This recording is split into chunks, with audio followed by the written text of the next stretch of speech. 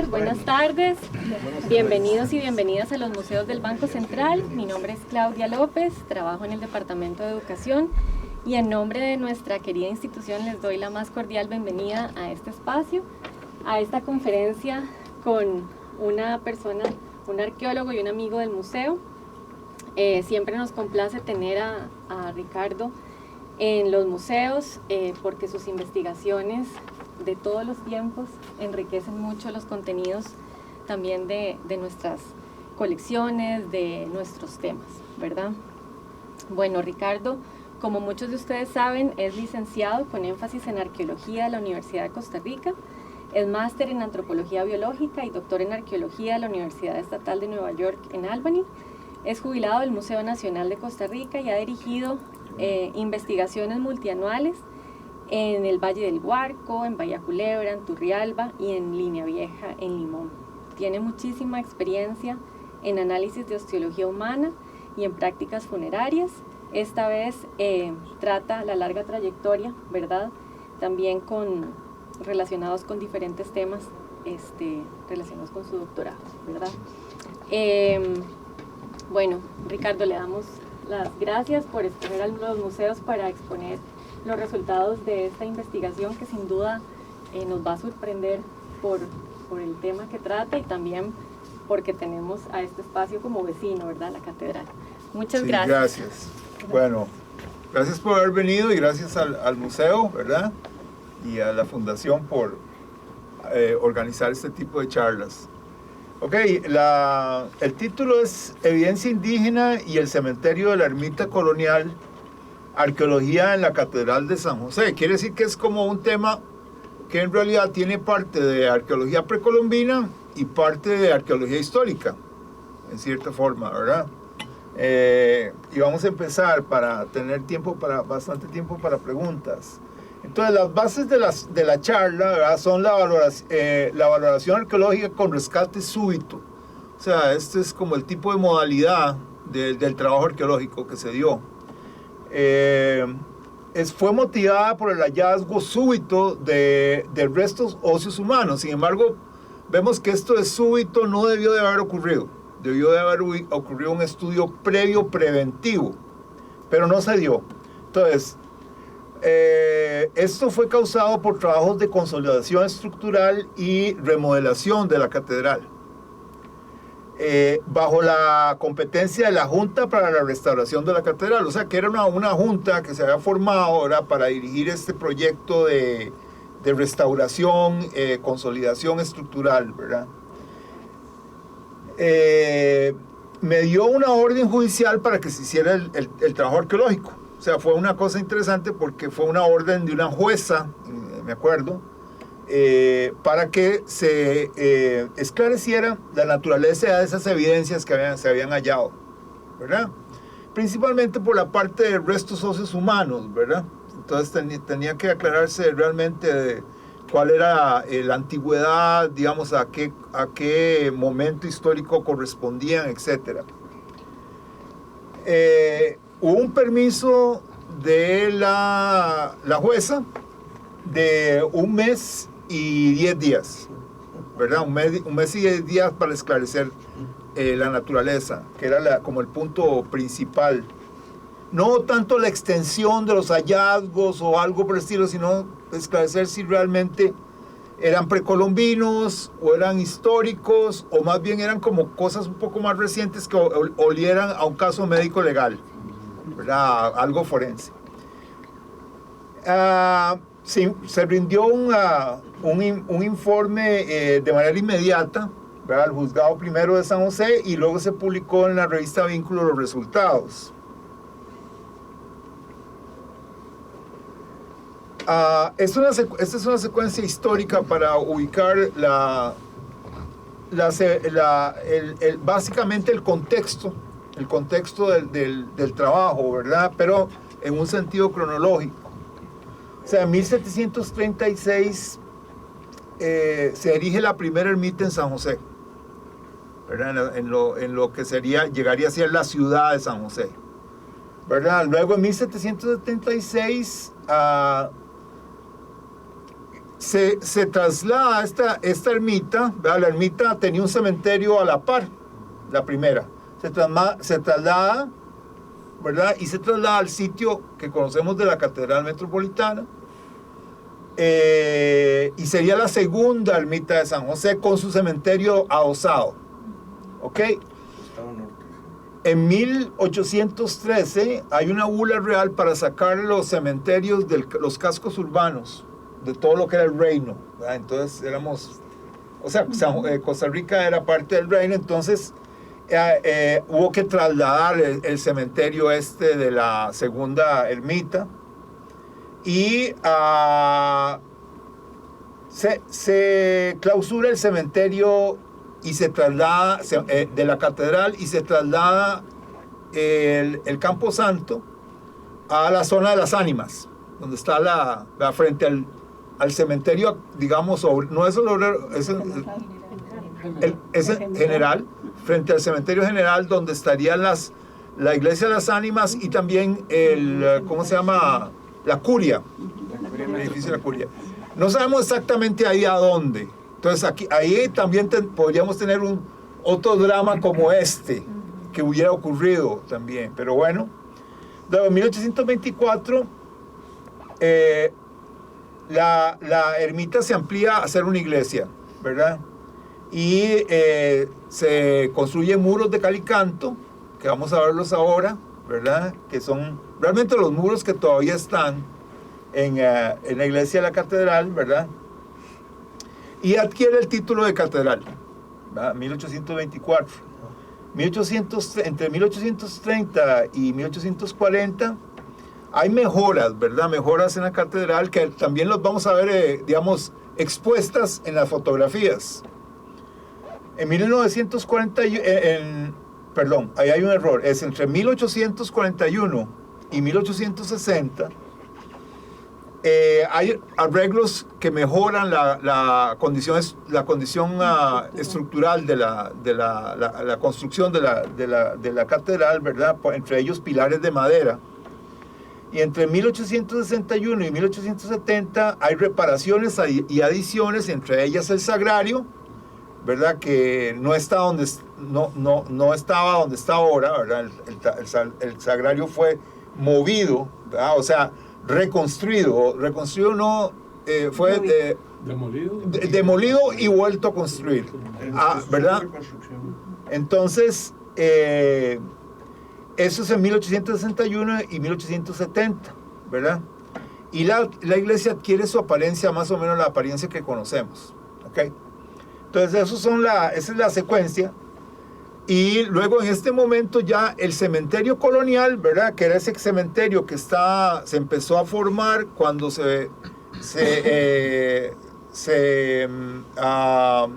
emplaza la segunda ermita de San José. El cementerio ya estaba olvidado.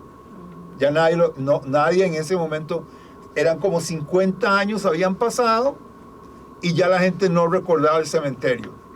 Entonces entra en un proceso de olvido que llega hasta nosotros, ¿verdad? O sea, realmente se gasifica en el tiempo, ¿verdad? Se gasifica el conocimiento de este cementerio antiguo. Muy bien, entonces vamos a ponerlo un poco en el contexto, digamos, de San José. O sea, la primera ermita está aquí, ¿verdad? Que es diagonal a la esquina del Correo, ¿verdad? Sería la esquina sureste del Correo, diagonal donde estaba la tienda Scaglietti, o está, no sé. Perfecto, ahí hay una placa que dice, aquí dice, estuvo la primera ermita de San José. No sé si, la placa está un poquillo, no está tan visible, pero creo que yo me acuerdo de esa placa. Realmente no he ido ahí a verificar. ¿Y por qué estuvo aquí? Una teoría es porque habían 3 caminos que se juntaban, 3 caminos precolombinos, 3 caminos indígenas, que se juntaban aquí, y hay algunos historiadores que le llaman a esto la zona cero, ¿verdad? Ahí empezó todo. Entonces, ahí por lo tanto se decide poner la ermita, y ahí nace San José, más o menos. Entonces, es como, digamos, si queremos, como en una... Yo me acuerdo, por ejemplo, uno va a Montreal, ¿verdad? A Montreal, y te dicen, Montreal nació aquí, era como un pequeño embarcadero, donde había como comercio entre indígenas y franceses, y luego pusieron un museo encima, y entonces uno puede ir al sótano del museo y ver básicamente lo que era el escenario de inicio de Montreal, ¿verdad? Aunque ya, digamos, antes era una quebrada que llegaba a un río mayor y etcétera, ¿verdad? Pero, digamos, eso mismo para nosotros como costarricenses, para nuestra capital, esa sería la teoría, ¿verdad?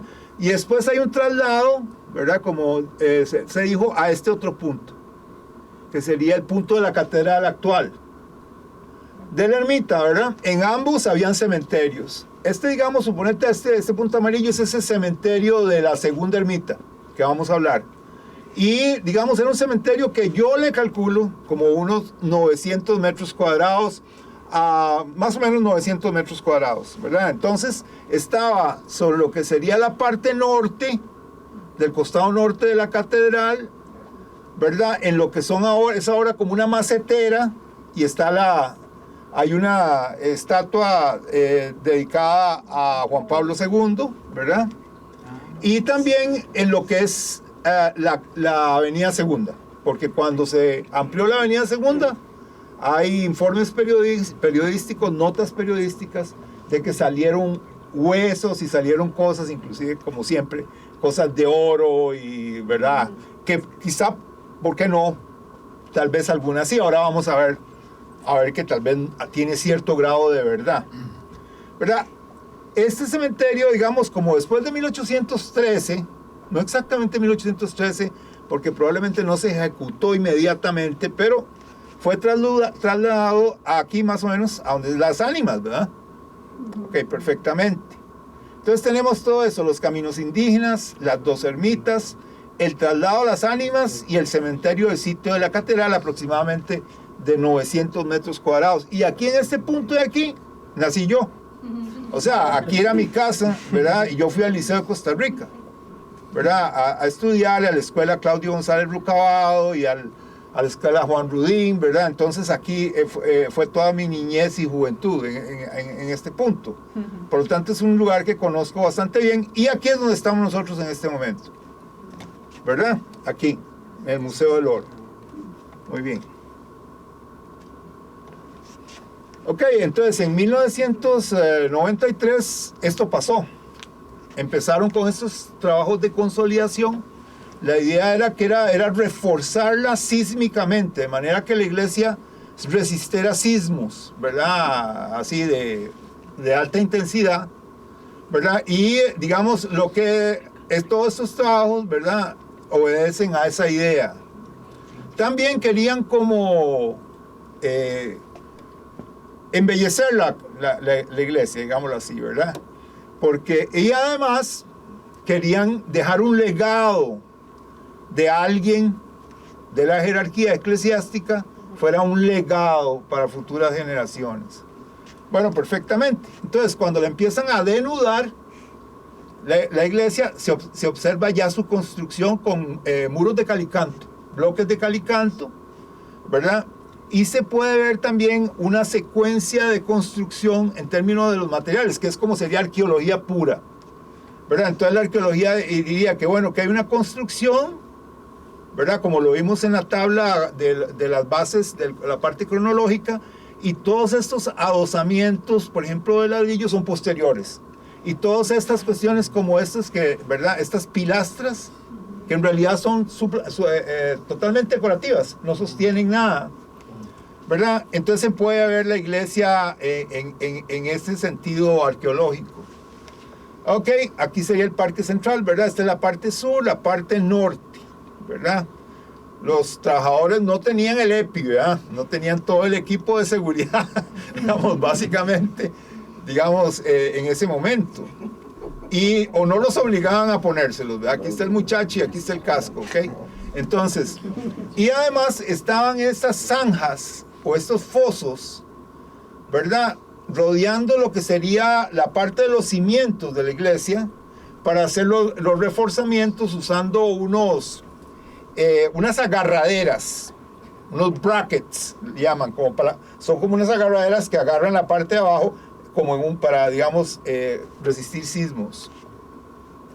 Y aquí es donde viene el problema, digamos, del problema que el incidente que se puede ver, digamos, en este trabajo, ¿verdad? Aquí está de nuevo una toma de lo que sería el calicanto, ¿verdad? Y los fosos, ¿verdad? Y estos de aquí son lajas que tapan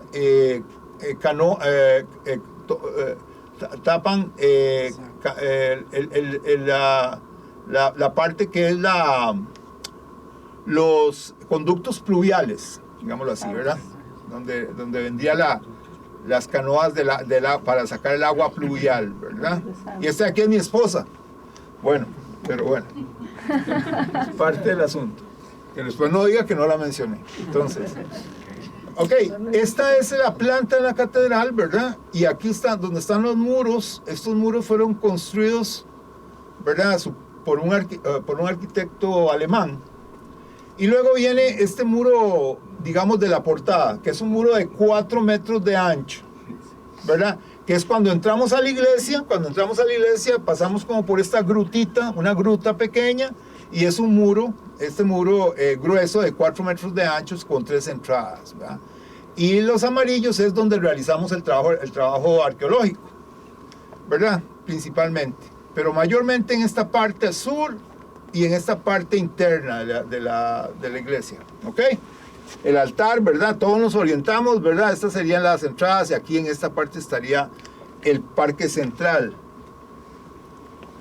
Ok, entonces, algunas de las excavaciones fueron realmente profundísimas. Bueno, fueron socavas muy, muy, muy profundos, como se pueden ver aquí.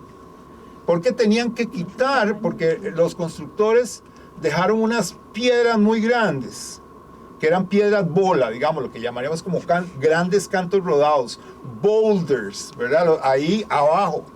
Y entonces la iglesia estaba como patinando ahí, podía como patinar en un sismo, entonces tuvieron que sacarlos, ¿verdad? Esto principalmente se dio en la parte norte, en la parte sur. Y este es en la parte norte, que es donde hicimos mayormente los trabajos, ¿verdad? Entonces esta la parte norte, ¿verdad? Y esta es la parte sur. Okay. En esta parte, en la parte norte, a raíz de estas excavaciones, hubo la alteración de enterramientos con huesos humanos, ¿verdad? Y realmente era una gran cantidad de restos humanos. Como ustedes pueden ver, todo se hizo a pala. Entonces, básicamente los trabajadores empezaron iban excavando, ¿verdad? Y de repente iban saliendo huesos y saliendo huesos y saliendo huesos. E inclusive los trabajadores nos contaron que ellos dijeron, vea, pero es que están saliendo un montón de huesos. Y los ingenieros dijeron, no, dele bimba, ¿ah? Sigan para abajo. Ok, cuando la cuestión avanzó, ¿verdad? El principal, uno de los impactos más evidentes, ¿verdad? ¿Cómo se llama? Ostensibles, estaba debajo de una de las pilastras, ¿verdad? Esa es una de las pilastras, ¿verdad? Que probablemente son posteriores, son trabajos posteriores a la construcción de las tapas. Las tapas son como los muros laterales, ¿verdad? Pero no el muro frontal, ¿verdad? El muro frontal ancho no, sino las tapas que están por 3 lados, que son los que están con calicanto, ¿verdad? Pero da la situación de que en esta parte de aquí todavía había parte de restos que estaban in situ, o sea, que no habían sido sacados a pala. Y eran un montón. En el momento en que llegamos, estaban las pilas de tierra llenas de huesos, pero por montones. Y digamos, perfecto, qué montón de huesos. Cuando llegamos los del museo, ahí digamos, qué montón de huesos. Y los trabajadores dicen, no, pero el OIJ se llevó ya 8 bolsas. Bolsas que eran como las bolsas como de cemento. O sea, bolsas de jardín, bolsas de jardín, ¿verdad? Llenas de huesos, ¿verdad? Y entonces, ¿pero qué es esto? Y básicamente es que habían tocado este contexto, ¿verdad? Que al momento de limpiarlo, apenas limpiarlo bien, empezamos a ver que era un osario. O sea, que no era un enterramiento primario, sino que era el lugar donde acumularon huesos de enterramientos primarios en un contexto secundario, ¿verdad? Y eran muchos, de muchas personas. Ok, esta es la tabla de que le llamamos entierro 10, ¿verdad? Y en realidad el conteo fue de 31 personas, ¿verdad? Entonces eso se hace contando, digamos, los huesos más frecuentes. Por ejemplo, digamos, los fémures izquierdos o los cráneos, ¿verdad? O sea, algo que no acarrea ningún tipo de ambigüedad en el conteo. Entonces uno tiene un número mínimo, un cálculo del número mínimo, y en este caso son 31. Habían de diferentes edades, pero mayormente personas adultas, a que uno pudiera, en el estado en que estaban los huesos, uno pudiera acomodarlos, clasificarlos dentro de ese intervalo de una persona adulta, digamos, mayor a 18 años, ¿verdad? Entonces, eran 25, por ejemplo, en esa categoría, otros en otras categorías de edad, para 31 individuos. O sea, eran bastantes. Ok, entonces nos movimos hacia otros de los fosos, porque vieron que ellos estaban como a lo largo de la pared, ¿verdad? Al pie del muro. Ok, y entonces empezamos a notar con total claridad las fosas funerarias, ¿verdad? Las fosas funerarias. Entonces, vean aquí, por ejemplo, el cambio en el color de la tierra. ¿Verdad? Eso es también como arqueología pura, digamos. Cuando uno estudia arqueología y va a hacer una práctica de arqueología, el profesor le dice, fíjense si hay un cambio en la tierra, ¿verdad? Y es que había una excavación, ¿verdad? Le llaman un intrusivo, y se podían ver perfectamente y se veían como intrusivos para enterramientos extendidos, ¿verdad? Más o menos como enterraríamos hoy día, digamos, lo más convencional. Ok, pero muy interesante porque adentro de la tierra había una serie de otros materiales, ¿verdad? De otros materiales. Entonces, si la cuestión está bien leída, ¿verdad? Si el contexto está bien leído, estos materiales que están incrustados aquí, que están dentro del relleno, lo que llamamos el relleno, ¿verdad? El relleno de la fosa, son restos de la ermita. Entonces, es la primera evidencia física de la ermita. Porque lo otro que tenemos son como, digamos, narraciones históricas, pequeños datos históricos, que bueno, que era que tenía probablemente teja, que tenía, ¿cómo se llama? Ladrillitos de arcilla cocida para el piso, que tenía, ¿cómo se llama? Adobe, etc. Y este es el registro de eso. Entonces es una cuestión bastante interesante porque hasta ese momento no se había podido determinar, ¿verdad? Exactamente las características de la ermita, porque lo que estamos viendo ya es el edificio de la catedral, ¿verdad? Magnífico. No me van a creer, pero estos enterramientos, por ejemplo, estos dos enterramientos no los pudimos excavar. Nadie los excavó, se los llevaron a pala después, porque por varias circunstancias que vamos a ver después. Otros, digamos, sí los pudimos excavar, ¿verdad? Como para sustentar con evidencia de qué se trataba para la jueza, ¿verdad? Para la parte del Poder Judicial. ¿Ok? Perfectamente. Entonces, no hay duda de las fosas, ¿verdad? Las fosas están sobre este tipo de terreno más arcilloso, ¿verdad? Penetrando ese terreno más arcilloso. ¿Ok? Y en algunas partes tuvimos que hacer como pequeños túneles porque por arriba estaban los drenajes pluviales, ¿verdad? Los drenajes pluviales. Entonces, fue toda una cuestión bastante interesante. O sea, cuando estamos en este proceso, ¿verdad? Empieza a aparecer cerámica precolombina. cerámica precolombina, ¿verdad? Y claramente precolombina y claramente por sus detalles de decoración y sus detalles morfológicos, un tipo de cerámica que tiene como 2000 años de antigüedad, ¿verdad? Entonces, me acuerdo, y esto es como una especie de paréntesis, pero posteriormente llega la prensa, y entonces sale el administrador de la catedral, que es un sacerdote, y entonces el de la prensa dice, vea, es que este señor arqueólogo dice que aquí había esto y había un cementerio. No, nosotros no sabíamos de eso, no sabíamos de eso. Pero dice que también hay un sitio precolombino, muy antiguo. Y el señor dice, no, aquí no hay nada de eso, ¿verdad? Y en la macetera, o sea, cuando uno entra ahí, observa la cerámica. Y entonces me agacho yo y digamos, y digo yo, ve este pedazo de cerámica.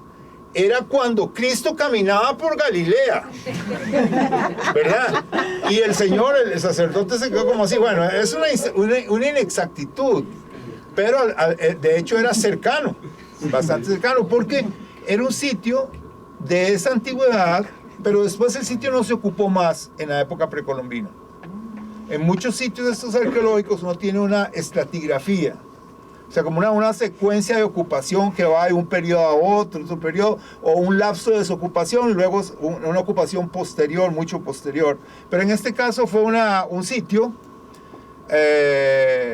precolombino de esa antigüedad en el puro ombligo de San José. O sea, que si alguien nos pregunta, o les pregunto a ustedes, ¿y cuál es el sitio más en San José? ¿Cuál es el sitio arqueológico precolombino que se ha encontrado? Y realmente hay poquísimos, pero está en la pura catedral, ¿verdad? Entonces, si visualizamos, como digamos, un poco retrotrayendo, podemos ver una aldea o un asentamiento precolombino en esa parte, que además es una parte como alta, si la vemos. Podemos ver todavía la topografía, y ustedes cuando caminamos por ahí ya empezamos como a ver las caídas del relieve y vemos que está como en una parte alta. Por eso escogieron el lugar para la catedral, y tal vez para también como un elemento fundamental para el asentamiento precolombino. Ok, entonces hicimos los trabajos de excavación, y bueno, indudablemente, ¿verdad? Enterramientos articulados, extendidos, ¿verdad? Este es el drenaje pluvial, ves que esta como pequeña cuevita donde está los muchachos trabajando, y trabajamos nada más 4 personas. O sea, era básicamente los recursos nos daban para 4 personas, y teníamos que trabajar dentro de estos fosos, que eran aproximadamente como unos de 2 metros por 1,5 metros, donde iban a poner los brackets, ¿verdad? De sostener. Entonces, perfecto. Lo primero es que no había vestimentas. O sea, no teníamos cosas como, por ejemplo, que se hubieran conservado, por ejemplo, como zapatos de cuero, ¿verdad? Algún tipo de ¿cómo se llama? De botones, ¿verdad? Que tal vez se hubieran conservado, inclusive botones de madera. No se conservaron. Entonces parece como que la gran mayoría los enterraron probablemente con algún tipo de, yo lo visualizo como si fue algún tipo de bata, ¿verdad? Que no se conservó, pero tampoco están amortajados. Si estuvieran amortajados, ¿verdad? Ellos estarían como muy constreñidos, ¿verdad? Ven aquí que les tenían los brazos sobre el tórax, y las piernas puestas, digamos, ¿verdad? Separadas sin que surgieran mortajas. Entonces todo este tipo era cómo enterraron a la gente que todavía no eran costarricenses, sino que eran de la colonia española, ¿verdad? Y cuál era, digámoslo así, el tipo de ritual funerario, o las costumbres funerarias, las prácticas funerarias, ¿verdad? Que era una cosa que tampoco sabíamos muy bien. O si la sabíamos a partir de la historia, de la letra de la historia, digamos, nunca las habíamos visto, digamos, físicamente. Ok, entonces, algunos de los enterramientos que encontramos eran realmente osarios, pequeños, ¿verdad? O sea, quiere decir que eran cuerpos que habían movido de un lugar y llevados al cementerio. Y en uno de estos osarios encontramos una moneda de plata. Y es bastante interesante porque había un muchacho que estaba trabajando, que el muchacho llegó a pedir trabajo, él no tenía experiencia. Era un trabajador que quería trabajar. Bueno, y como que lo pusimos a prueba y muy bueno el muchacho, ¿verdad? Un muchacho muy bueno, muy diligente, cuidadoso, etcétera, ¿verdad? Y entonces llega el muchacho y me dice, Ricardo, y si usted quisiera encontrar algo, ¿qué le gustaría encontrar? Y le digo yo, una moneda. Y entonces me dice, ¿cómo que una moneda? Me dice, sí, por la plata, papá. Y le digo yo, no, por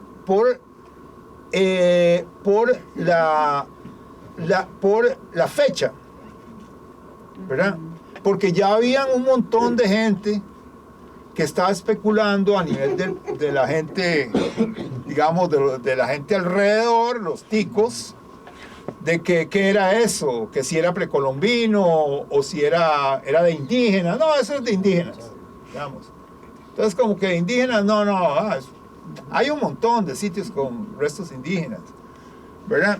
Y definitivamente era obvio que era un cementerio colonial. Pero bueno, entonces al día siguiente, me acuerdo que el muchacho dice, mira, apareció, me dice, es un pedazo de vidrio. Cuando yo lo veo como que lo va a sacar con la cuchara, ¿verdad? Y yo brinco y le digo, no, déjelo ahí, ¿verdad? Y entonces digo yo, vidrio. Y empiezo a ver y es una moneda. Entonces es una moneda, le dicen cortadillas. Bueno, aquí, por dicha, no están los especialistas en monedas del museo, pero es una cortadilla y tiene el escudo de Potosí, ¿verdad? Que era, ustedes saben, una de las minas más ricas de América. O sea, que realmente construyeron los palacios de España. Y Potosí, las minas también en Mesoamérica, ¿verdad? En México, y era de 1749, ¿verdad?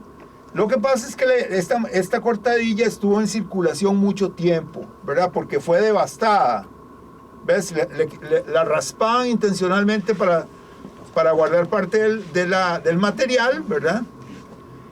Pero es increíblemente interesante porque en la otra cara de la moneda está el escudo de Castilla y León.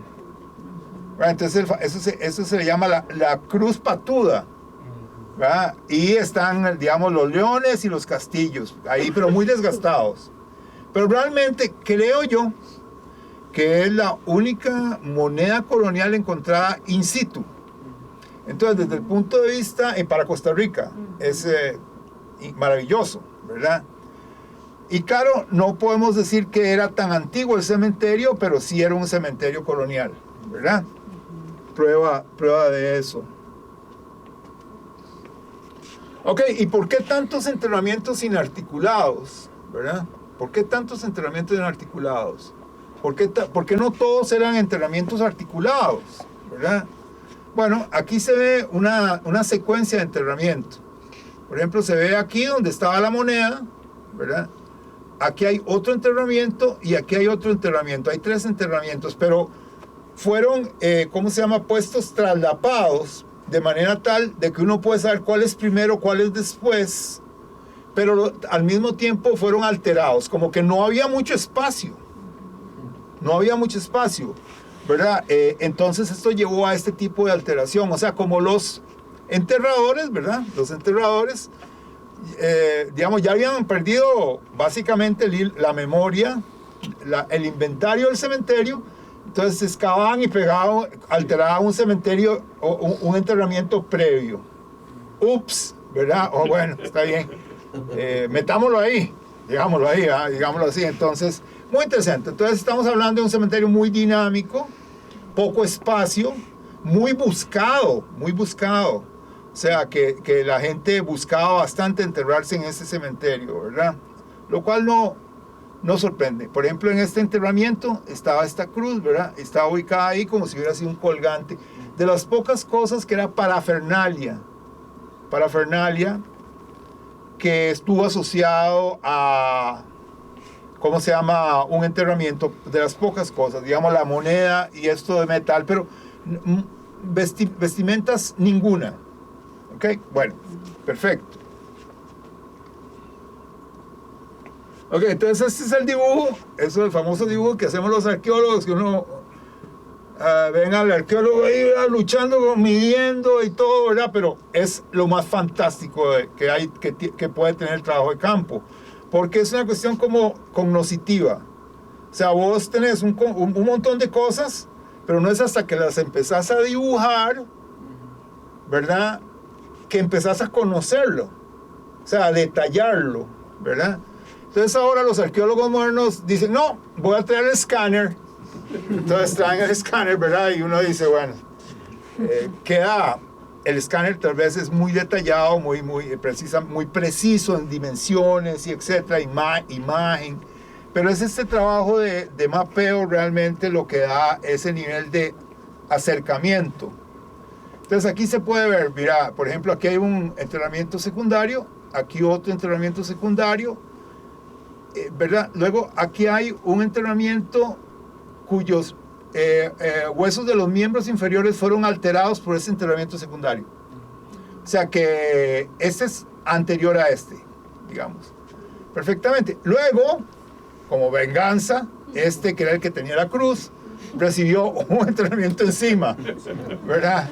Y este, como venganza, recibió una fosa del proceso de construcción, ¿verdad?, que cortó los miembros, la parte de lo que serían las tibias y las tibias y las fíbulas, digamos, y los pies, los huesos de los pies de este enterramiento de aquí. Luego, este es otro interesante, está un enterramiento extendidos y sobre él se puso un infante, los restos de un infante, ¿verdad? Y este infante alteró a otro infante todavía más joven. Entonces los huesos de este más joven se pusieron a la par aquí, como diciendo, ups, pongámoslo a la par, ¿verdad? Como que, y entonces tenemos como 3 enterramientos haciendo una situación clara de uso del espacio, de un espacio, digamos, alguien podría decir como de competición por el uso del espacio, ¿verdad? Entonces, perfecto, y una fosa aquí, una fosa circular, claramente marcada, claramente por el cambio de tierra. Muy bien. Eso de restos no humanos, perdón. Ajá, sí, restos no humanos son pedazos de comida, restos de comida probablemente, que los enterraron también ahí. No es de extrañarlo, ¿verdad? En un cementerio de cualquier antigüedad que haya este tipo de depósitos, pueden ser posteriores inclusive, un poco posteriores, ¿verdad? Cuando el cementerio no estaba en apogeo, digámoslo así. Ok, perfecto. Este es el conteo de todo lo que excavamos. Ok, entonces el conteo total, 44 individuos, ¿verdad? Que incluye los de el enterramiento 10, ¿verdad? Y todos los demás que oímos ahora, digamos, perfecto. Y todo esto se lo entregamos al juez, a la juez, ¿verdad? Ok, entonces, por ejemplo, aquí hay uno, vean, este es un enterramiento inarticulado, puesto como un paquetito, ¿verdad? En un paquetito apenas en la parte de donde está la construcción, ¿verdad? La construcción de la iglesia. Y digamos, todo lo que hay que hacer, sacar los huesos cuidadosamente, ¿cómo se llama? Individualizarlos, ponerles un número que diga cuál es el enterramiento, ¿verdad? Este es en la operación H, entonces un número de enterramiento, hay que fotografiarlo con las características, con toda esta información, ¿verdad? Luego hay que limpiarlo cuidadosamente y embolsarlo, ¿verdad? Perfectamente, pero ¿por qué los paquetes de huesos inarticulados? ¿Por qué este montón de paquetes de huesos inarticulados? En algunos casos uno puede pensar, ¿por qué no? Tenían que moverlos. Entonces los reunieron los echaron como en un osario grande, ¿verdad? O, ¿cómo se llama? ¿Cómo decirte? Los movieron para darle campo a otro enterramiento. Pero puede ser que fuera gente que sacaron de otro cementerio no sacralizado, es un cementerio que no había sido consagrado, gracias, un cementerio que no había sido consagrado a los alrededores de San José, y llevarlo al cementerio central, que era terreno consagrado. Entonces tenemos todos estos enterramientos de paquetes de gente que eran, digamos, agricultores que vivían alejados, pero tenían una fe religiosa, ¿verdad?, que los llevaba a hacer este tipo de traslado, inclusive años después. ¿Ok? Digo yo. Ok. Entonces teníamos los enterramientos articulados, ¿verdad? Teníamos los enterramientos de pequeños osarios, los paquetitos de hueso, o los osarios como donde se encontró la moneda, y luego tenemos estos grandes osarios, ¿verdad? Como habíamos encontrado 30 y tantos individuos, ¿verdad?, que habían sido movidos del cementerio, traídos de otras partes, pero probablemente del mismo cementerio, para dar espacio. Inclusive encontramos una fosa circular que nunca fue usada. La fosa fue planeada para hacer un osario, pero nunca fue llenada. ¿Ok? Perfectamente. Y de repente un día estamos trabajando afuera, ¿verdad? Y llega un ingeniero y dice, encontramos cosas adentro de la iglesia. ¿Verdad? Entonces, vean, este de aquí es el muro grueso, el muro que da, digamos, al parque central, y que es el que tiene 4 metros de ancho. Y esta es la grieta, digamos, es una grieta del muro grueso con los temblores, ¿verdad?, con los sismos, moviéndose contra el muro de Calicanto. Entonces, creando un espacio, una brecha, ¿verdad?, entre los dos elementos. Entonces tuvieron que quitarla, digamos, como devastarla. Y aquí estaríamos, digamos, en esta esquina. O sea que si nosotros nos paramos aquí y vemos el antiguo cine Rex, como hacia donde estaba el cine Rex, ¿verdad?, que ahora es el McDonald's. O sea, ahora vemos hacia un McDonald's. Entonces, creo que en este momento de la excavación no estaba el McDonald's. Entonces, pero bueno, actualmente esa sería la perspectiva, la línea de visión, ¿verdad? Y adentro, en el puro base del muro grueso, otro osario grande, ¿verdad? Entonces fue puñas, ¿qué es esto? ¿Verdad? Porque como que no hay una relación, porque estamos hablando que hay una relación con la ermita colonial, pero ¿cómo está dentro de la iglesia? Bueno, puede ser que en el momento de construcción de la iglesia empiezan a alterar enterramientos, y entonces deciden meter los huesos adentro de la iglesia, ¿verdad? Como, digamos, dejarlos ahí, depositarlos ahí. Entonces este puede ser un depósito que puede responder a eso, pero era resultado de el cementerio colonial. ¿Ok? Perfecto. Entonces,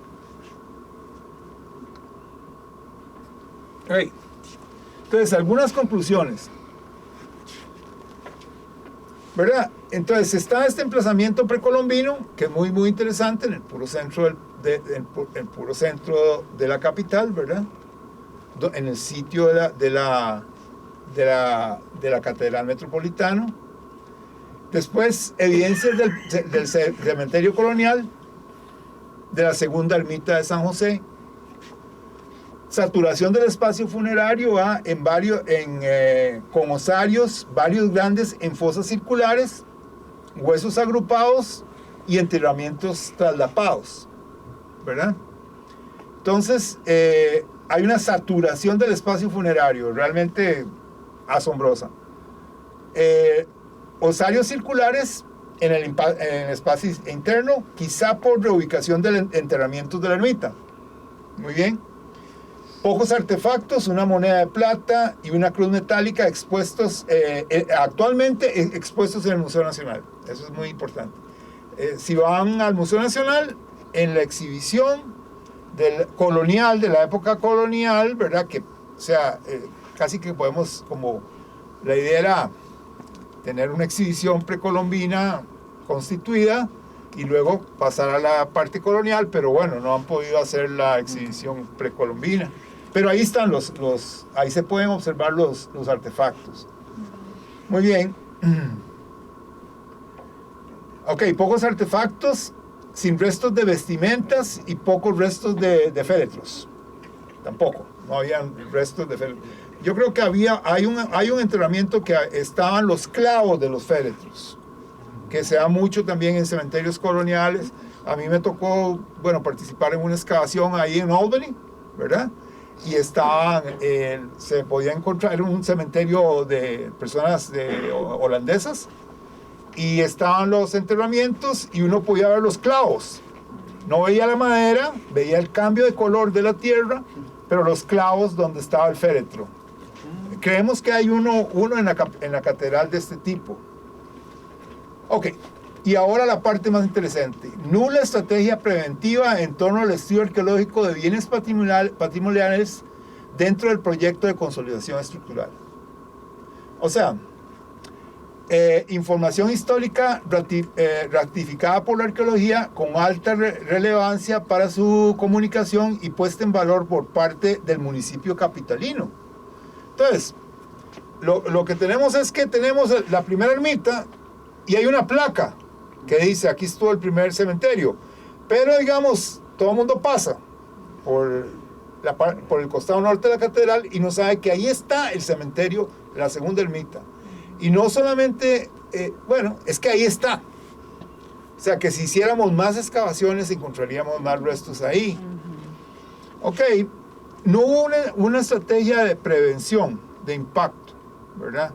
Eso fue terrible, porque Monseñor Sanabria, ¿verdad? En un libro, la historia eclesiástica de San José, dice que el cementerio estaba ahí, y los nombres de varios de los fallecidos, que me imagino que no era muy completo al ver todo esto, tal vez era un inventario incompleto, pero está en la curia metropolitana, ¿verdad? Entonces, si se hubiera hecho un estudio de fuentes históricas y un trabajo de arqueología preventiva, se hubiera podido prevenir el impacto, y no se hizo. Entonces no se hizo en ese momento y actualmente no se ha hecho la puesta en valor tampoco, ¿verdad?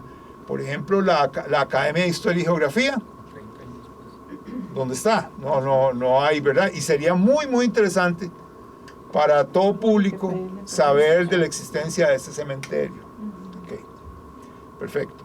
Ahora, ¿qué tamaño tenía? O sea, en mi opinión, podemos medir por una extrapolación del espacio de los restos que encontramos, ¿verdad? Esos 40 y tantos personas, y extrapolando el tamaño del cementerio, que alrededor de 900 metros cuadrados, o sea, la cantidad era entre 400 y 500 personas, ¿verdad? Lo cual es bastante interesante. Luego, desde el punto de vista genético, estos restos son importantísimos también, porque realmente sería un momento casi como de un cuello de botella. Entonces, donde digamos, básicamente los genes de estas personas prácticamente están en gran parte de la población costarricense, ¿verdad? ¿Cómo se llama? Siendo una cuestión importantísima para la parte de la historia biológica de la población costarricense también. Entonces, todos estos elementos están implícitos en este pequeño trabajo de un mes y 10 días. Gracias.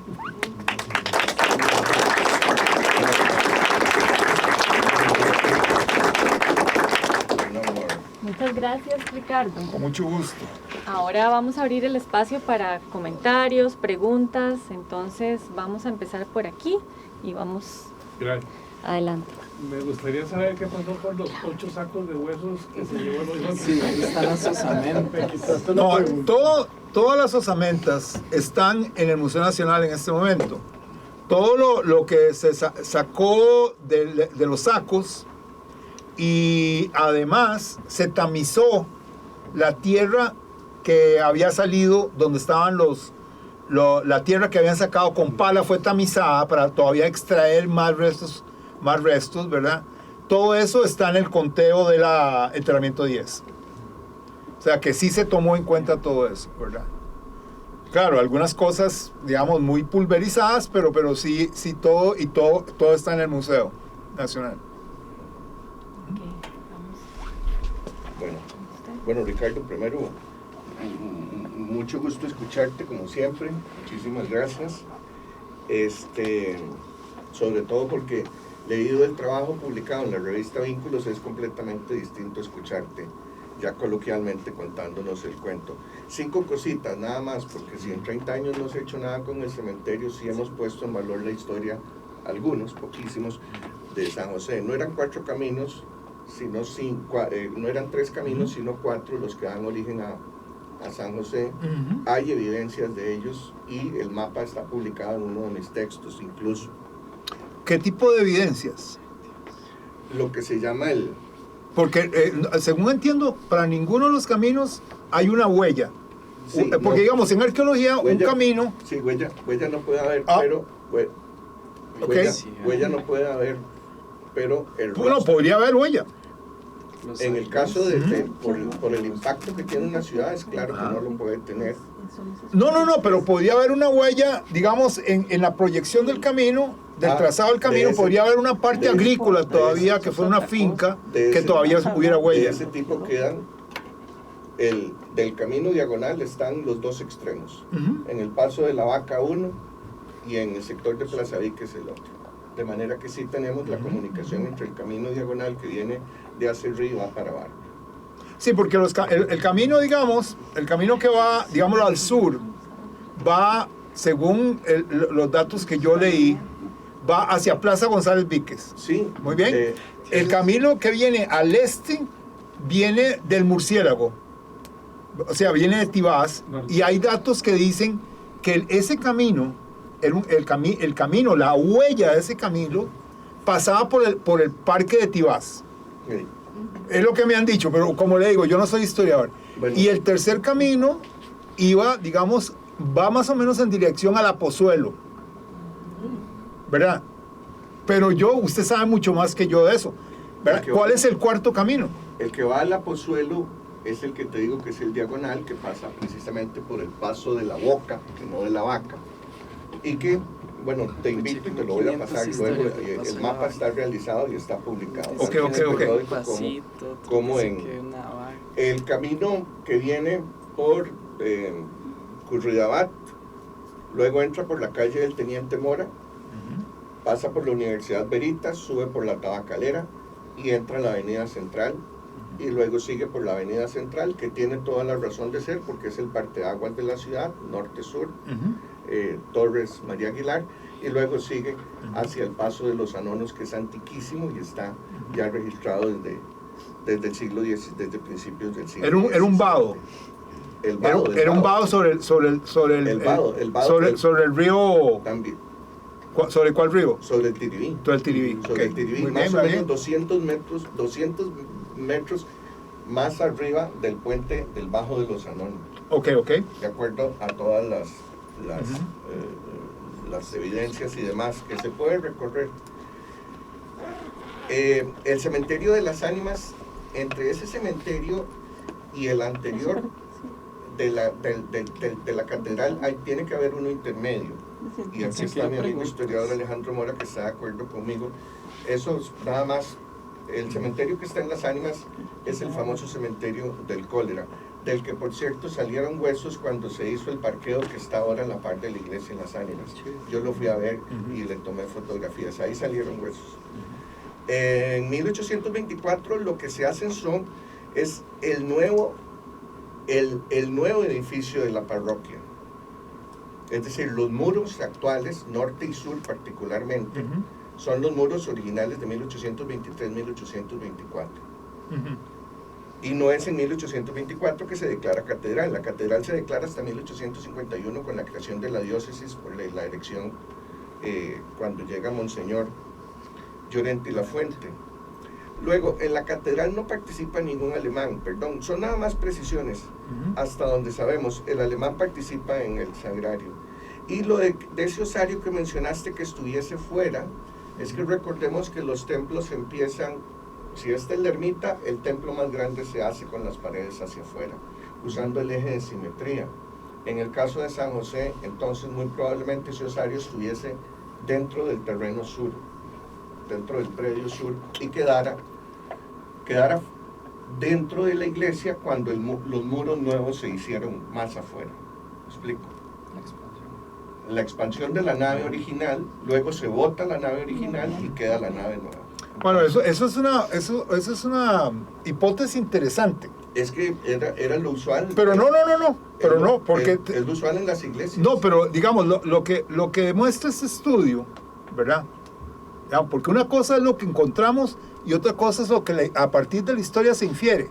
Así Ok, entonces, el asunto está en que el cementerio estaba tirado al sur de la ermita, ¿verdad?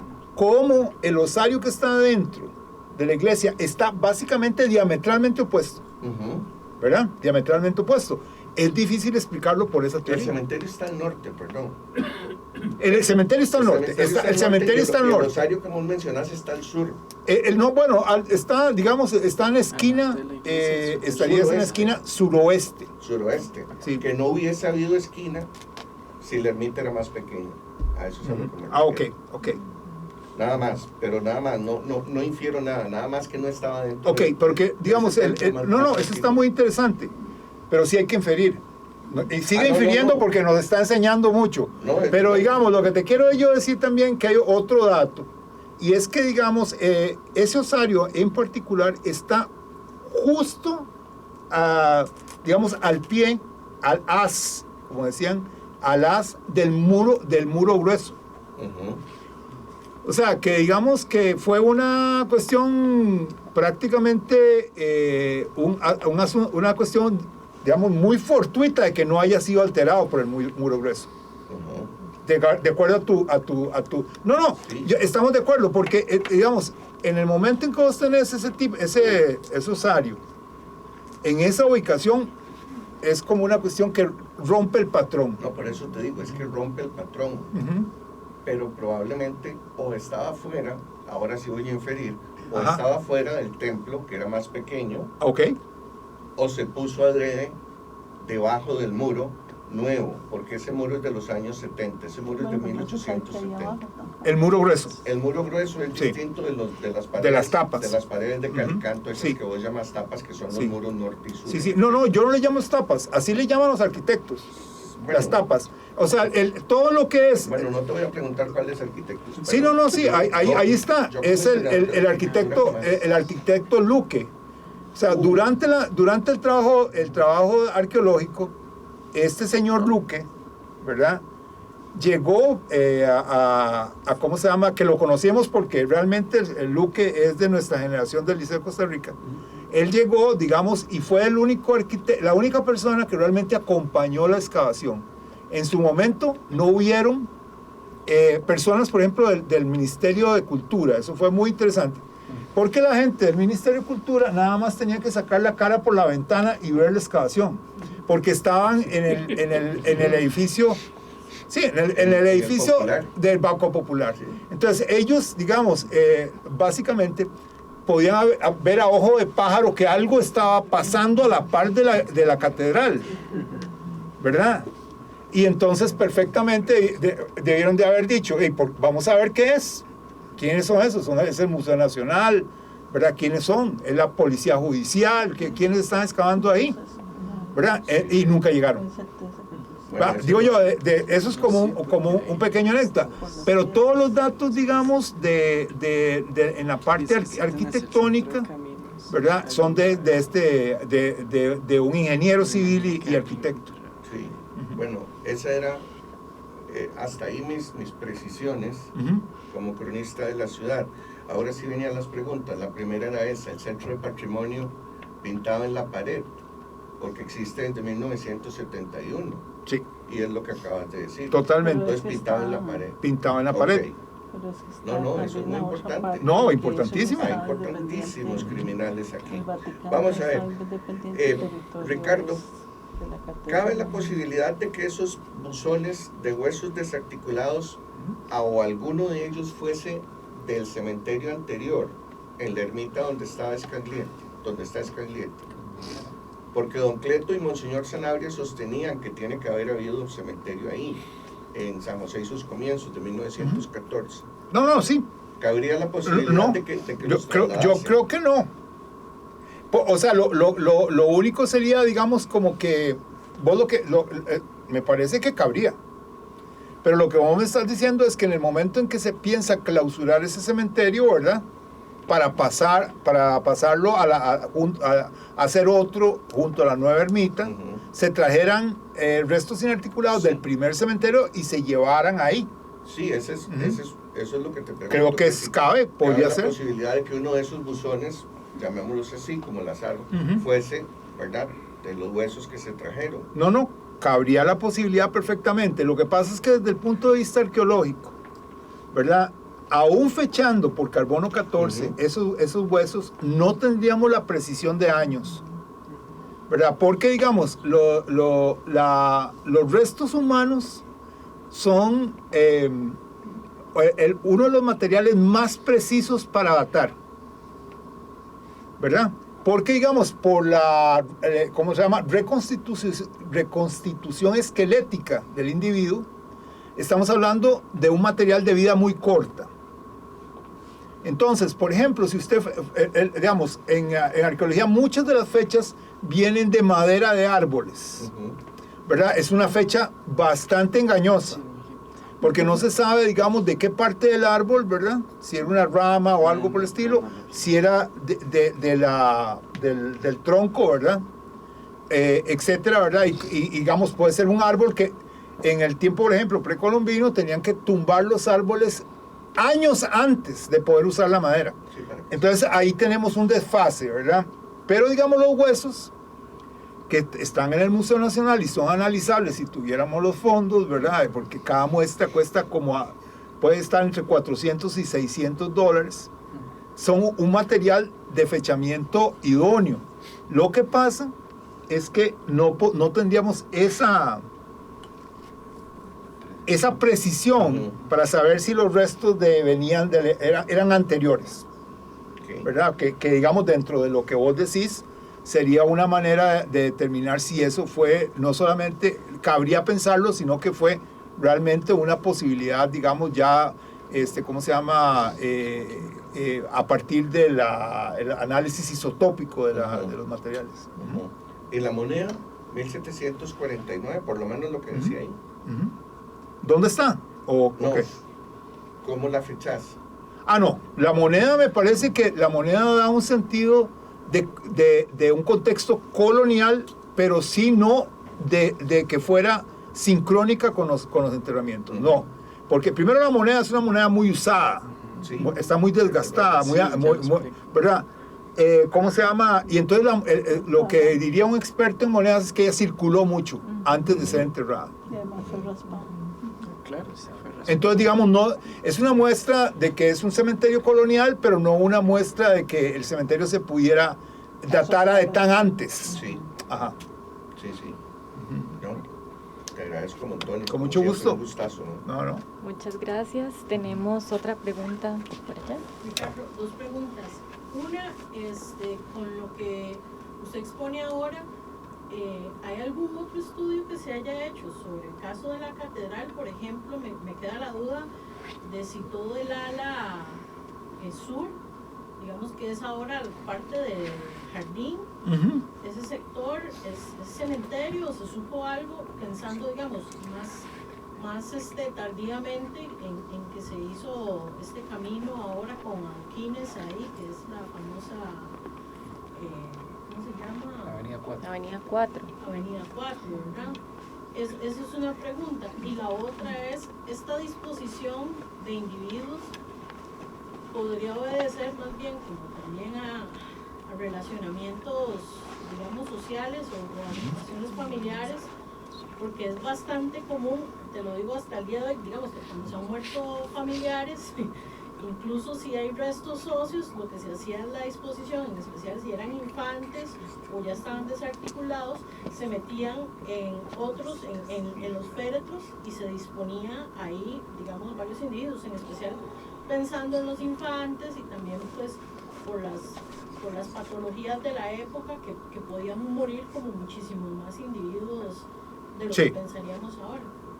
Sí, digamos, en el artículo, ¿verdad?, se menciona una cosa que hay que tomarla con precaución, que es el hallazgo de unos miembros, de unas tibias que parece que tienen sífilis.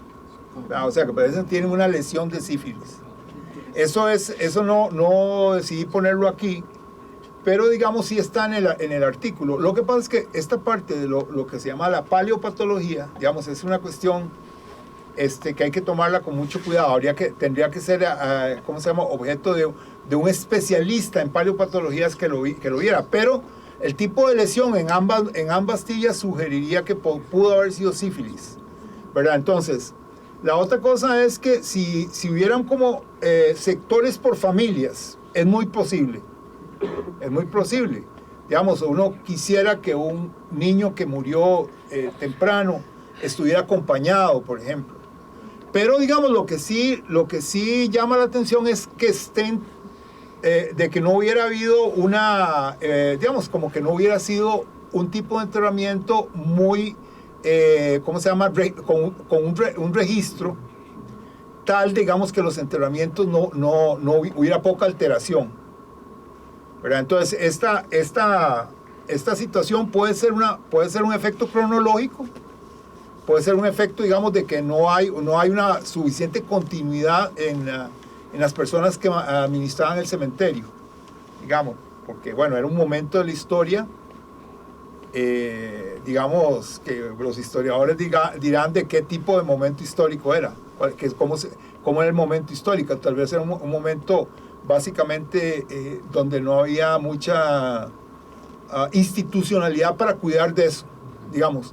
Pero lo que sí se nota en los pocos enterramientos, en los 44 individuos que se encontraron, ¿verdad?, y sus enterramientos, es todo este tipo de alteraciones. Entonces, si hubiera sido, digamos, como una familia o algo así, tal vez hubiera sido como más, hubiera habido más, ¿cómo decirte?, historia familiar que hubiera evitado ese tipo de alteraciones. Por ejemplo, yo te lo digo porque, digamos, es como ahora. Digamos, yo, por ejemplo, en la tumba, nosotros tenemos una tumba en el cementerio obrero, mi familia, y cuando abrimos uno de los nichos, la gente se acuerda quién era, ¿verdad? Entonces te dicen, no, es que tal y tal. Entonces, pongámoslo junto, a los pies de, ¿verdad? Entonces, ese tipo de cosas, ¿verdad? Porque sí hay, de esto sí hay mucha evidencia de que hubo como mucha movilidad, mucha dinámica en el cementerio, ¿verdad? Y eso puede ser, ¿verdad? Ahora, la parte parental con ADN antiguo, en un futuro se podría esclarecer. Sí. Ok, creo que teníamos una pregunta allá atrás. ¿Ya Ajá. no? ¿Ya no? Sí, ok, otra aquí y después acá. Hola, buenas noches a todas y a todos. Ricardo, un gusto. Mucho gusto. Y a los compañeros ahí que han estado compartiendo, gracias. También uno aprende. Parte de lo que yo tenía un poco confundido ya se respondió con lo que estaba comentando el primer compañero que preguntaba. De acuerdo al tema, ¿verdad?, la evidencia indígena, el cementerio colonial, no sé si será especular, ¿verdad?, diciéndolo así. Usted nos dio hace un rato una idea del por qué había sido construida ahí la catedral, ¿verdad? Que había sido también un sitio indígena. No. No, hay mucha distancia cronológica. Es el sitio más alto. Lo que uno podría poner es una, ¿qué decirte? Es como, digamos, un planteamiento porque es muy propicio el terreno, ¿verdad? Pero no es un planteamiento histórico ni de una secuenciación arqueológica. Sí, porque hay hay, ¿qué te digo? 1500 años o más por ahí, más de 1000 años, para decirlo así, entre 1000 y 1500 años, o 1400 años. Ajá. No fue impuesto sobre... No fue por esa razón. No. Eso es lo que hubiera sido muy interesante si hubiéramos tenido una secuenciación, porque, digamos, por ejemplo, algunos de los sitios cacicales que se han estudiado, ¿verdad? Que se dice que son cacicales por la arquitectura monumental, ¿verdad? Por ejemplo, yo tuve la oportunidad de estudiar varios sitios de esos, como alrededor de 11 sitios en la Línea Vieja, y estudié uno muy muy grande que es como equivalente en tamaño a Guayabo de Turrialba, se llama Las Mercedes. Y en Las Mercedes tengo un artículo que va a salir un día de estos, por cierto, espero, o que salga este año, que es la secuenciación de Las Mercedes. Y digamos, hay, por ejemplo, una evidencia de anterior a esta de la catedral, con cerámica anterior, ¿verdad? Y luego hay una evidencia de colonial temprana, o de contacto le llaman, digamos, que son unas cuentas de vidrio, ¿verdad? Y entre medio están todos los periodos. Entonces, hay algunos antropólogos, ¿verdad? Por ejemplo, hay un señor que se llama Timothy Earl, que él dice que era una cuestión de lo que se buscaba era, ¿cómo se llama? Tener, digámoslo así, la acreditación de los ancestros. O sea, si vos ocupabas, si vos tenías un sistema de jefatura política, querías, digamos, acreditar, sabiendo que era un lugar que los ancestros habían ocupado, ¿verdad? Entonces es lo que dice, a mí me parece como bastante, ¿va? Porque cuando uno encuentra estos sitios, encuentra esta secuencia de periodos. Periodo tal está, etc. En este no, hay un periodo precolombino de hace como alrededor de 2000 años y después viene el uso colonial, ¿verdad? No hay un sitio, digamos, por ejemplo, de la época del contacto, digamos, como de lo que llamamos nosotros el periodo sexto, ¿verdad? No hay. Ok, pero eso me lleva a otra cosa. ¿Por qué la jueza no, la jueza no, ¿cómo se llama? Dictó, ¿verdad? Cuidado, hay un abogado aquí también me sale y me fulmina. Entonces, ¿por qué la jueza no dictó, ¿verdad?, que se tenía que parar la construcción en esa parte de la catedral? ¿Por qué? ¿Por qué la jueza no dictaminó eso? Porque alguien me dice, primero, no hay legislación para evidencia de la colonia. O sea que básicamente lo colonial no está protegido, ¿verdad? Puede estar protegido por algún tratado internacional, estamos de acuerdo, pero lo que dictaminó esta juez es que no había ninguna legislación específica que protegiera, ¿cómo se llama? Información, porque esto es información, el patrimonio es información de la colonia. ¿Y de quién es culpa esto? Pues repartamos la culpa. Gran parte de la culpa es de los historiadores. O sea, cómo los historiadores no han promovido la promulgación de una ley que cubra esta evidencia histórica. Y la evidencia histórica en términos generales, ¿verdad? Por ejemplo, en otros países del mundo está cubierta, ¿verdad? En cambio, aquí hay una legislación especial por lo precolombino.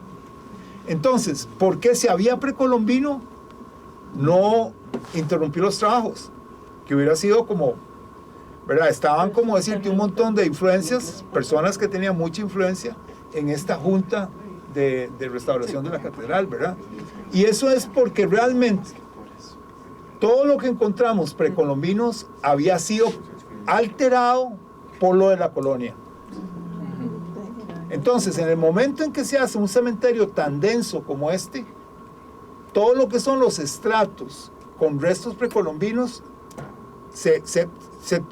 ella me preguntó a mí y yo tuve que ser, o sea, profesional en ese sentido y decir, no encontramos ningún tipo de rasgo cultural, ningún tipo de evidencia in situ.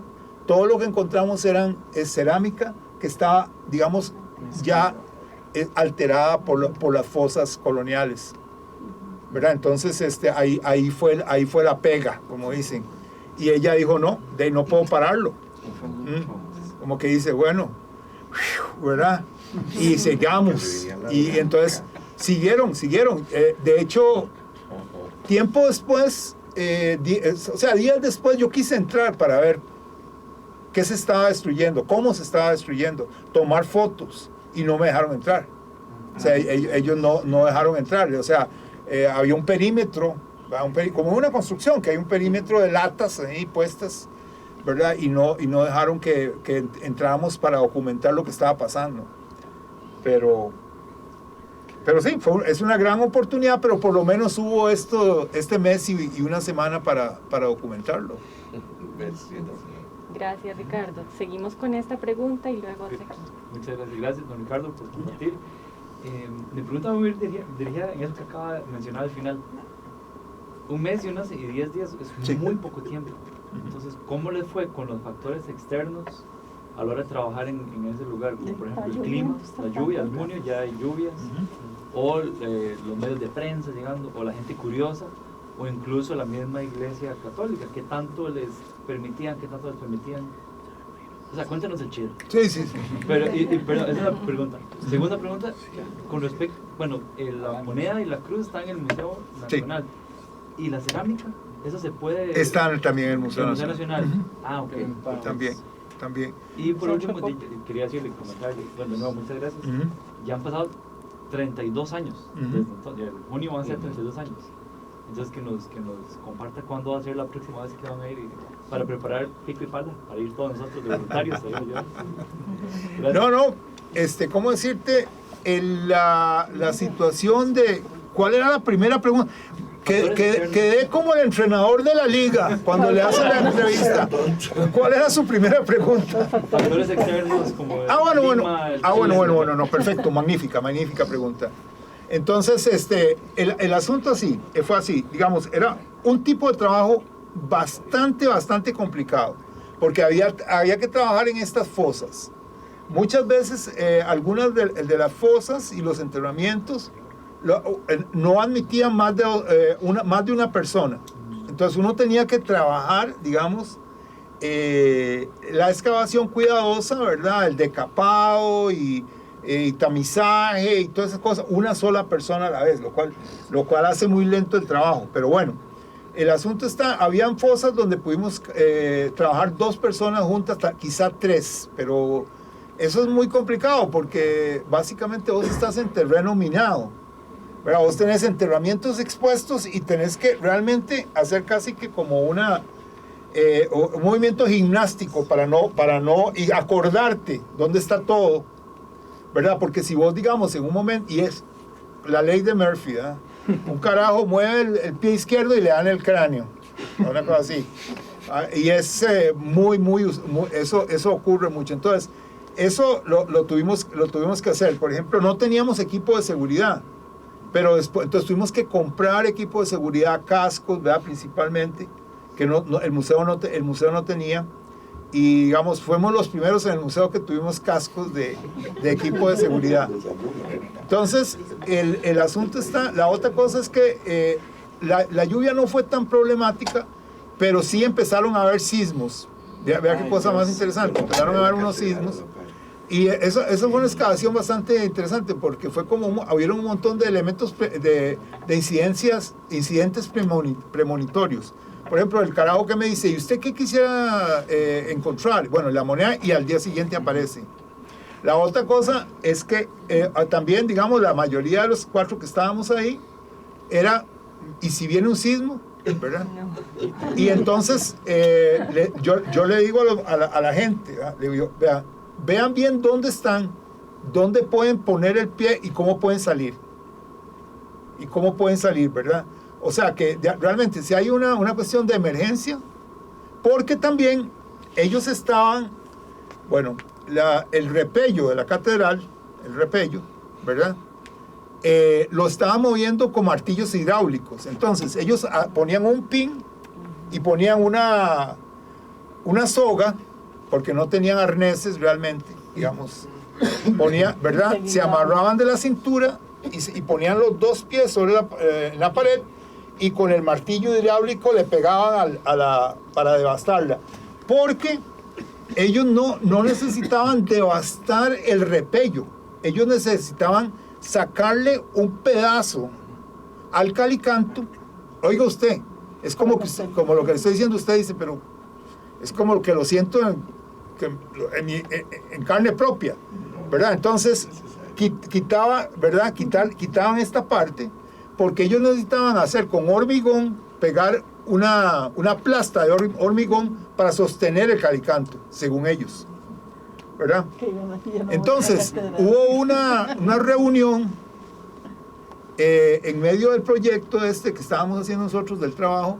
Hubo una reunión, o no sé si fue un poco después, pero tal vez usted lo sabe, lo tiene en periódicos o algo así, pero hubo una reunión en el Colegio de Ingenieros y Arquitectos. ¿Ok? Entonces lo que se quería era que los ingenieros dijeran, o sea, transparentaran el proyecto. Y los ingenieros dijeron, no, es que tenemos un proyecto de ingeniería estructural y necesitamos hacer eso para dejar consolidado el edificio para cientos de años, ¿verdad? Entonces, ok, pero uno trabajando ahí se daba cuenta, digamos, de las barbaridades, digamos, ¿verdad? Entonces, que no es lo mismo si uno no ha estado ahí. Ok, entonces se paró una persona y dice, vea, yo soy arquitecto, graduado de la Universidad de Costa Rica, con un doctorado en la Universidad de Florencia, ¿verdad? En Italia. Y he trabajado en los proyectos de restauración, bueno, nada más, no me acuerdo, pero el Vaticano era lo menos, ¿verdad? Un montón de proyectos. Y dice este señor, este arquitecto, dice, vean, señores ingenieros, ustedes en Europa no jalan ni un carretillo. Les dijo, ustedes no se les puede ni siquiera poner a jalar un carretillo, porque probablemente lo hacen mal, ¿verdad? Y yo decía para mí, o sea, ¿cómo un proyecto de consolidación va a destruir el objeto de estudio? ¿Verdad? Va a destruir el objeto de estudio. Y entonces, nosotros estamos trabajando en los fosos estos, y estaban estos muchachos con el martillo hidráulico dándole a la pared. Entonces de la pared se desprendían cosas y nos pegaban en los cascos y todo. Y los ingenieros no querían, digámoslo así un poco, no querían que nosotros tuviéramos paz de espíritu. Ellos querían que estuviéramos, digamos, como que nos fuéramos, ¿verdad? Entonces era un ambiente realmente, en cierta forma, hostil el que había ahí. ¿Cuál es la segunda parte? ¿La otra parte?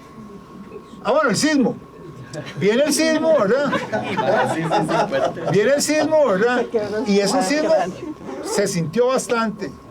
Bueno, pues yo estoy afuera. Yo estoy como haciendo unas notas, pero estoy afuera del hueco, como decimos, ¿verdad? Estoy afuera del hueco. Bueno, yo no he visto gente más ágil para salir de los huecos. Eran así como conejos salieron, ¿verdad? Los tres, bla, bla, bla, bla, ¿verdad? Y digo yo, a la pucha, se pararon en los esqueletos. Imposible que fueran tan rápidos. Y fui a ver, digamos, y todo lo que era el contexto, digamos, que estaba en ese momento siendo excavado, ningún daño. O sea, la gente se acordó, ok, si voy a salir, tengo que poner aquí esto, aquí, en la pared del muro y brincar o algo, lo que fuera. Y los tres salieron perfectamente. Y claro, después queda uno, digamos, todos somos costarricenses, o la gran mayoría hemos vivido aquí en Costa Rica, y sabemos lo que son los sismos, o sea, sabemos que van a venir más sismos, ¿verdad? Que van a haber réplicas, etcétera, y después y toda esa cosa. Entonces sí fue una experiencia de ese tipo bastante interesante. Sí, Muchas gracias, Ricardo. Tenemos una pregunta aquí y una más para cerrar por aquí. Más que duda es una aclaración sobre lo del carbono 14, ¿verdad? Lo que explicó usted, que muchas personas no saben que el carbono 14 y la desintegración atómica, bueno, nuclear, es una función exponencial que no va en crecimiento lineal. Y otra cosa que muchas personas que no estudian química, que no saben nada de química, que no tienen en cuenta, es que todo análisis químico tiene su incertidumbre, ya sea por el equipo o por el análisis en sí o por las limitaciones físicas. Entonces muchas personas hablan sobre el carbono 14 y que hagamos el carbono 14 a esto y carbono 14 al otro, pero no va a dar una precisión muchísimo más alta de la que usted como arqueólogo puede dar por el contexto y por conocimiento. Entonces, algunas cosas, pues, no es necesario, no tiene la precisión el método para poder dar una fecha exacta, igual con la dendrocronología que usted estaba hablando en este momento.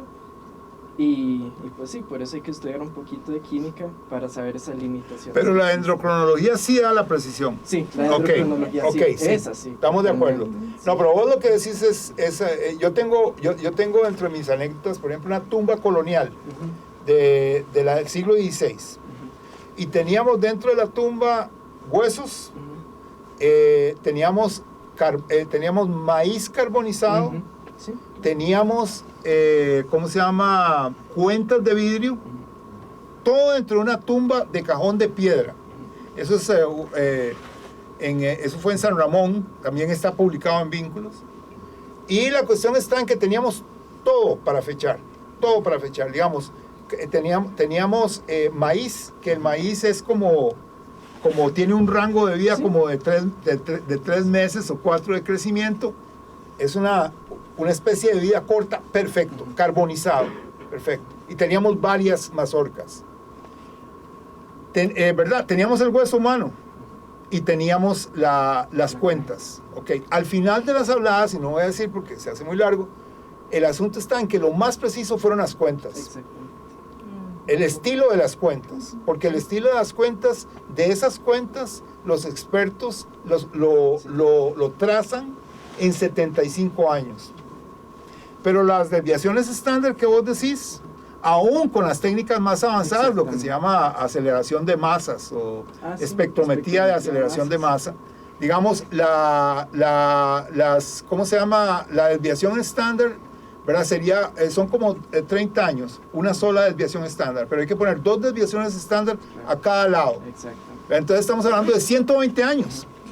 Sí, un desfase que... En un ejemplo perfecto, Pues las cuentas, el estilo de las cuentas, ¿verdad? Esas son muy interesantes porque las cuentas más antiguas se llaman las cuentas de Colón, las que trajo Colón.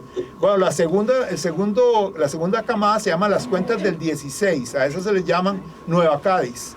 Y después vienen una tercera camada, que son las cuentas del 17. Bueno, pues las cuentas del 16 dicen los expertos, ¿verdad?, que se produjeron con esos estilos a lo largo de 75 años. Entonces la cuenta te daba mayor precisión que lo que te daba el carbono 14. Okay, perfecto, muchas gracias por aclarar. Muchas gracias. Y una última pregunta. Una pregunta muy rápida. Una vez que entendí que usted dijo que había evidencia de sífilis. Sí. Hay que recordar que sífilis y tuberculosis eran las 2 causas más frecuentes de muerte fuera del periodo de guerra, digamos. ¿Y qué es el engrosamiento del óseo o qué fue lo que encontraron particularmente? Bueno, las lesiones, ¿verdad?, están en las 2 tibias, ¿verdad? Y digamos, de acuerdo a los libros de paleopatología, los libros te dicen dónde ataca más la infección, ¿verdad? Entonces, con eso calza, que esté en las 2 tibias.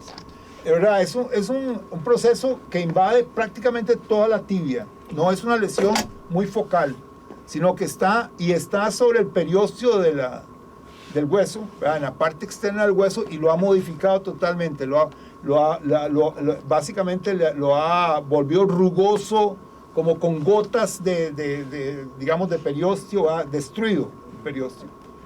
Cuando uno, lo que uno hace primeramente es ver libros. Hay algunos catálogos de paleopatología, por ejemplo, el Smithsonian Institution tiene unos catálogos muy bonitos, ¿verdad? Muy jugosos, muy gruesos, y uno empieza a ver y a tratar de hacer una comparación, ¿verdad? Y buscar coincidencias. Y la coincidencia de estos, de hecho, sería fantástico tener un criterio más educado, ¿verdad? Sobre esta lesión. Pero sí, lo que pasa, luego leyendo, como usted dice, es que la sífilis se confundía mucho con lepra. Entonces, ¿verdad? Pero la sífilis tiene un proceso de desarrollo de la enfermedad, ¿verdad? Mucho más corto que la lepra. Y requiere de un contacto, o sea, se puede transmitir por un contacto más inmediato de poca duración. De hecho, pero en su momento en la colonia, todo era lepra. Todo era lepra. Y luego, si uno ve la parte del conocimiento actual sobre la enfermedad, el contacto para la lepra tenía que ser extremadamente íntimo. O sea, básicamente se pasaba porque la gente dormía junta en esos tiempos. Bueno, yo me acuerdo en mi casa, dormíamos todos los hermanitos ahí, pero digamos, es como eso, ¿verdad? Que digamos, había un contagio y toda la gente la gente tenía casi que durante pernoctaban juntos, ¿verdad? Entonces, pero ya sea lepra o sífilis, iban al mismo sanatorio, ¿verdad? Entonces, este caso de corroborar que sea lepra, porque los huesos los tenemos, ¿verdad? Los huesos los tenemos guardados, depositados en el museo.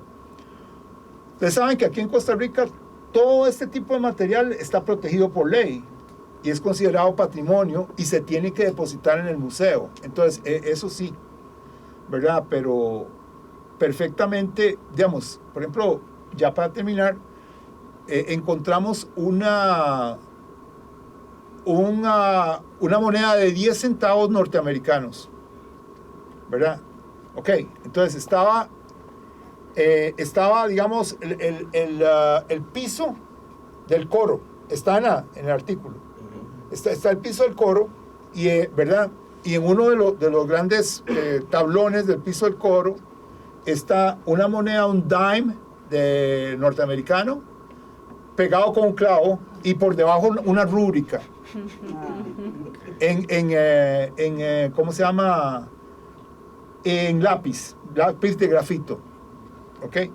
Entonces, bueno, tomamos fotos y toda la cosa, ¿verdad? Y ya desprendemos, y fue muy interesante, porque fue uno de los trabajadores que cuando nos vio trabajando con tal, o sea, como él dijo, no, esto no se puede perder, esto se lo echan a la bolsa los ingenieros.